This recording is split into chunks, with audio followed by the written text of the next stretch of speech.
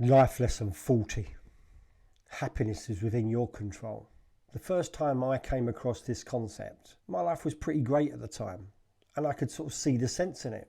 But I'm going to question this one because I think it is and it isn't. And what do I mean by that? I think it depends on what's occurring in your life at this moment in time. Because I was writing some stuff down. One of the things I had to write down was how I rated my happiness at that particular moment in time. And I didn't feel particularly happy, but I've had some adverse things happen. So I can understand where the feeling of happiness isn't there. And is that within my control? Well, not really.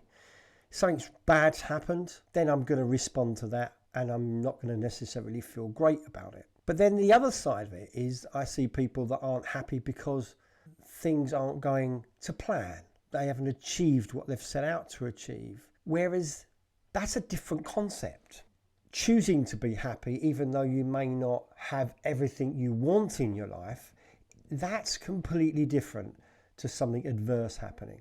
So I think it really this concept comes down to where are you, what's happening? And if you're relying on your happiness because I'll be happy when I meet someone, or I'll be happy when I get the promotion, or I start my new business, or I get a new house, then I think that's the basis of the concept for this particular life lesson. You're as happy as you make your mind up to be. Just because things aren't right doesn't mean to say you can't be content and be happy in your life. And yes, they're going to make and enhance your life, the things you want to achieve, but they're not the be all and end all. It's not the starting point. And I think it does depend on your threshold for happiness. If you are waiting for things to happen to become happy, then your threshold might be quite low. Mine's quite high. I mean, my glass is always half full.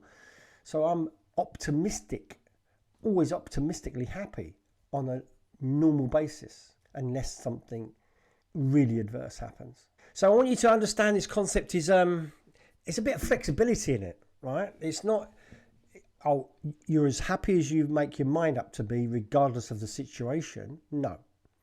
You're as happy as you make your mind up to be, depending on the situation. I.e., if something has happened that is sad, you're not going to feel happy about that, are you? But if you're waiting to achieve something to become happy, so it really does depend what's actually happening or going on in your life at that moment in time. So don't despair when someone says, well, you're as happy as you make your mind up to be, because it might not be that simple.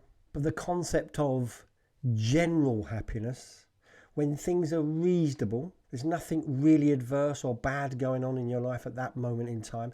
And I want you to define bad to yourself, because sometimes we are searching for things within things we cannot control. And if you're looking for happiness in something you can't control, that's possibly the definition of insanity. So accepting that you can't control things, accepting what you can control, will give you a sort of inner peace, which will lead to happiness. And happiness really is contentment. Because when we realise that, yes, happiness is a state of mind, and yes, it is dependent on your circumstances, and it is dependent upon what you can control, then we can start having a different level of where we actually bring in our happiness. Sometimes you can be down for no reason.